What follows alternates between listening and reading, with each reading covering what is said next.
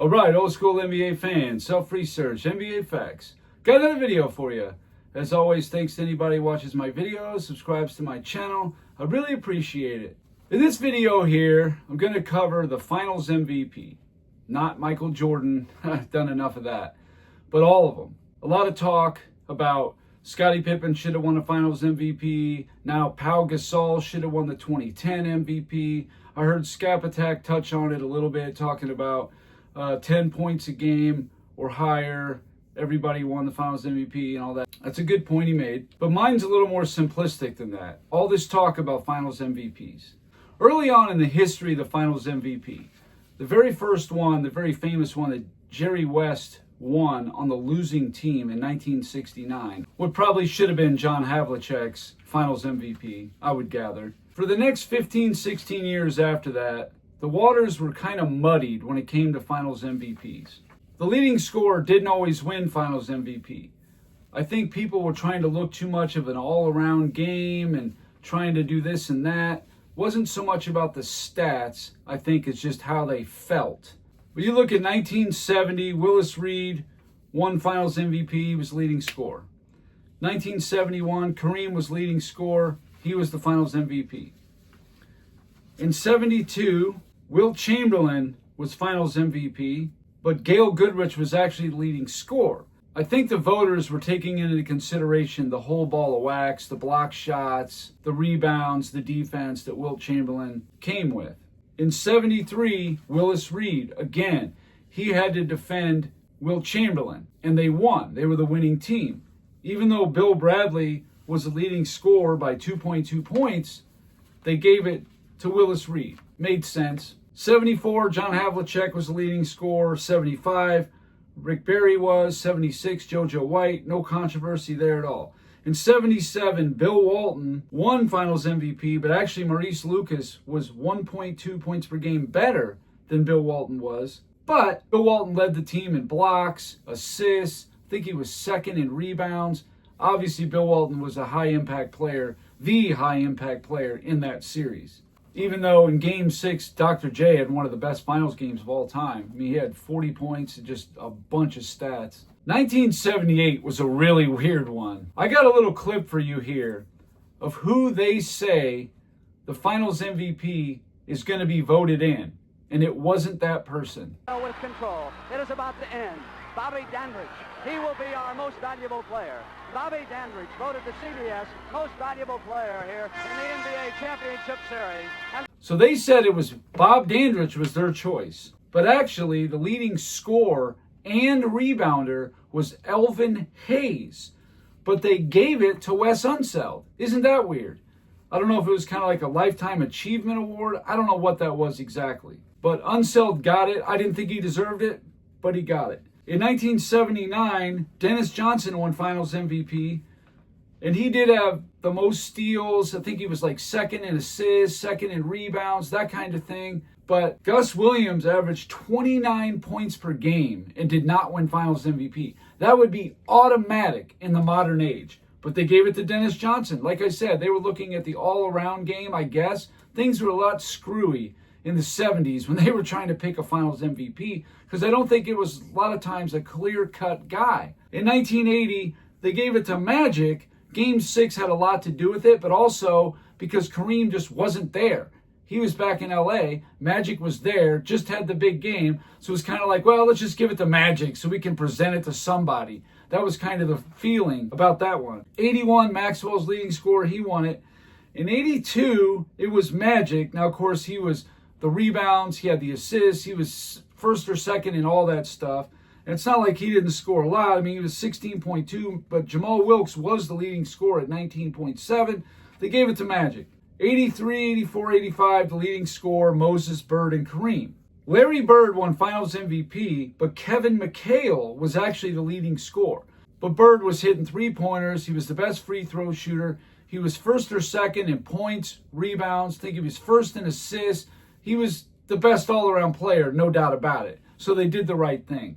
But after 1986, from 1987 to the present, the last 39 Finals MVPs, 35 of them were the leading scorer of the winning team. What basis are you going to put anybody else other than the leading scorer at Finals MVP? Who you got? 87, Magic Johnson. Let's listen to the names. 87, Magic Johnson. 88, James Worthy. 89, Joe Dumars. 1990, Isaiah. 91, 2, and 3, Jordan. 94 and 5, Olajuwon. 96, 7, and 8, Jordan. 99, Duncan. 2000, 01, 02, Shaq. 03, Tim Duncan. Then, in 2004, Chauncey Billups. Got it, but he wasn't the leading scorer. He's one of the four by 0.4 of a point. And there's a reason for that, and I'm going to get to that. Then you got Tim Duncan, Dwayne Wade, Tony Parker, Paul Pierce, Kobe, Dirk Nowitzki, LeBron. Then you got Kawhi Leonard by 0.2 of a point less than Tony Parker. And I'll get to the reason for that one in just a moment. The next year, Andre Iguodala, he was actually significantly behind Curry. That's the one that I would push back on, think they got wrong. It should have went to Steph Curry. It just should have. And then you got LeBron James in 2016, Durant in 17 and 18, Kawhi Leonard 2019, LeBron James in 2020. There's definitely controversy around that one, but LeBron was the leading scorer in 2020. 21 was Giannis, 22 Curry, 23 Jokic, 24 a little bit of controversy. And I looked over this one, and it's not really clear cut why Tatum didn't get Finals MVP. Now, watching the game, maybe he made more timely plays. Maybe his defense was a little better, because I didn't watch the whole thing. I watched very few bits and pieces of it. But it wasn't clear to me why Jaylen Brown got it. He didn't really shoot a lot better, a little bit maybe, but wasn't clear. Could have went either way, I guess. Maybe it was a split vote. We'll never know. And then, of course, Shai Gilgeous-Alexander this year wraps it up.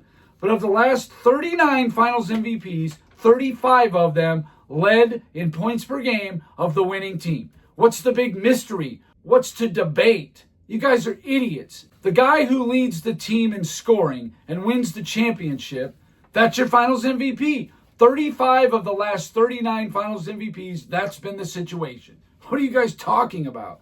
All right, now, the four that didn't make it. In the last 39 years, the four that won Finals MVP that wasn't the leading scorer. In 2004, Chauncey Billups, he averaged 21 points a game, and Richard Hamilton was 21.4. I mean, it's close.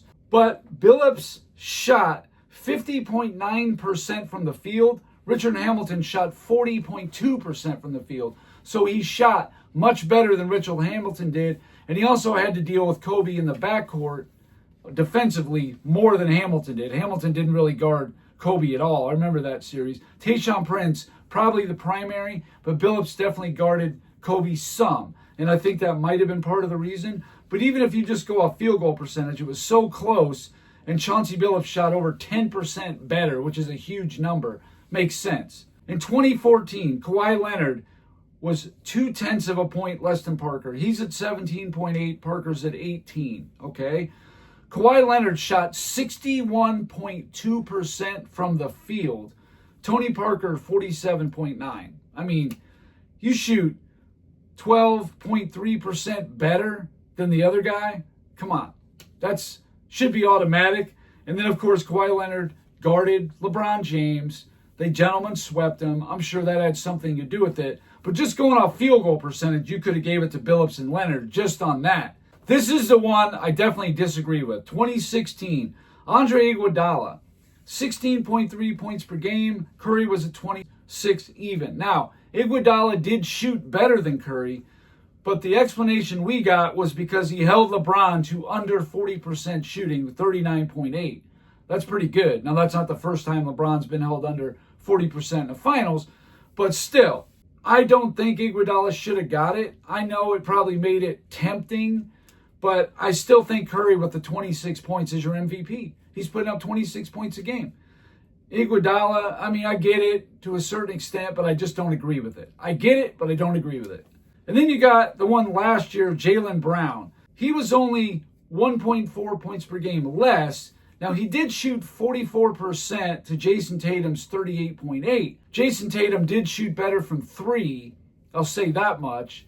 but I don't know the details of this one. I admittedly don't know. Maybe some of you guys can tell me what happened there, because it is close. It's not that far apart and not that much of a stretch that if Brown was more impactful on defense, made timely plays, that kind of thing, okay, it's not a big deal. It's only 1.4 points per game. Not a huge deal at all. But that's the list. What you see right there. That's it. The last 39 finals since 1986, when Kevin McHale outscored Bird, that is the 4 finals MVPs that were not the leading scorer. What else do you want? If you're leading scorer of the winning team, you're finals MVP. What do you want? Unless there's some other circumstances, and for the most part, it's really close, because all these are within 2 points other than the Iguodala one. Now, as this last little tidbit as I wrap up the Michael Jordan, Scottie Pippen, I just did a 6-video series about this. In 1991, Jordan outscored Pippen by 10.4 points per game. In 92, by 15 points per game. In 93, by 19.8 points per game. In 96, by 11.6. In 97, by 12.3. And 98, by 17.8. Now, you think if these guys can't even get it and they're only a few points under, you think Pippen, who couldn't get any closer than 10 points per game, is going to win a finals MVP? Please. Now, Uncut Hoops had asked me to rank the finals MVPs. Now, I didn't know if he meant in order of the ones I thought Jordan had the strongest case or Pippen had the strongest case. But as far as Pippen having the strongest case, I would say his probably strongest case would have been, I'd probably go with 1997. I just think 91, Jordan's records and all that, was just too much. Next, I would probably say 91, even though Jordan was so good. And then I'd go 96 third, 92 fourth, 93 fifth, and 98 was definitely no chance. That would be the order I probably would put it in. But also in those series, going by field goal percentage. And Jordan dwarfs Pippen in field goals. So he's shooting a lot more and being way more efficient in most of these series. In 1991, Michael Jordan shot 55.8% from the field, which is just dynamite. Pippen shot 45.3%. You really think that guy should have won finals MVP? 10.5% worse shooting. And Michael Jordan had the shooting record. He had the scoring record. He had the passing record. And he had the defensive record. Really? You really think that's how it should go? Okay. In 92, Jordan outshot Pippen by 4.2%. And again, Jordan's shooting a lot more, so 4% is actually a lot considering the volume. In 93, a lot of volume there. Jordan outshot Pippen by 6.9%. In 96, by 7.2%.